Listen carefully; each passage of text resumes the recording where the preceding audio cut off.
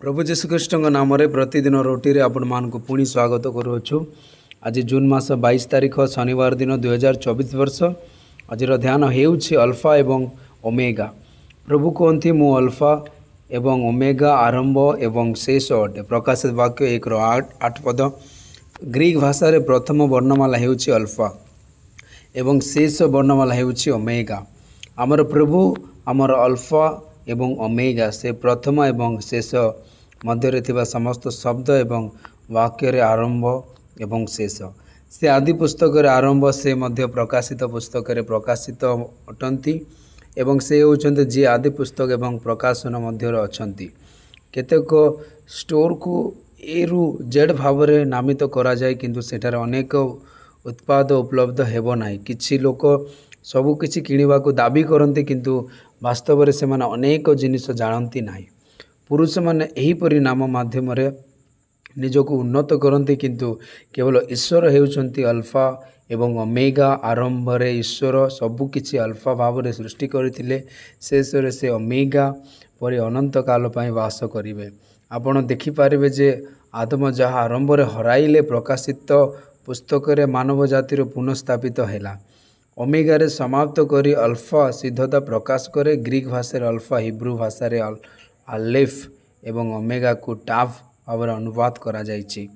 तुमर एक अल्फा अच्छी जगतर प्रतिष्ठा पूर्वर ईश्वर आपन को जानिथिले। से होचंती जे तुम मातृगर्भ रे तुमको नाम रे डाकिथिले। से केवल तुमर आरंभ नुहे, तुमर ओमेगा मध्य। जेतेबेल तुमर विश्वास तुमको छाड़िबो, यहा दुनिया रे तुमर जीवन पाए एक ओमेगा हेबो, किंतु ताहा तुमर अनंत जीवन पाए अल्फा एवं से अनंतता पाए कौन से ओमेगा नहीं।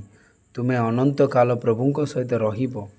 जेउदा रावण माने कहिछन्ति जे आदम अवमानना द्वारा पाप कले, किंतु अब्राहम आलेफर ताभ पर्यंत प्रभुंक कथा मानिले। सेथिपाई से आमर आध्यात्मिक पूर्वज अटंती। जेतेबेल तुमे आरंभ शेष पर्यंत ईश्वर को वाक्य पालन कर, ईश्वर तुमको शेष पर्यंत आशीर्वाद करेंगे। प्रेरित पाउल लिखिछन्ति, अथवा आमने मध्य साक्षी मानकर एक मेघ द्वारा घेरी रहीछु। आसंतु प्रत्येक ओजन को पृथक करवा एवं पाप जहाँ आमको सहजरे फांदरे पकाई थाए एवं धैर्यर सहित आमर सम्मुखरे दौड़िबा। एब्री 12:1 पद।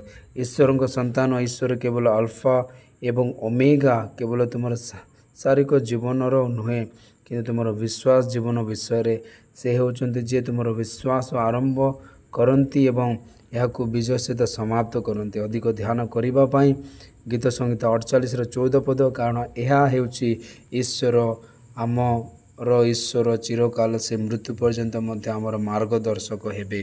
प्रभु ए वाक्य रे आपनको समस्त को आशीर्वाद करंतु। आमेन।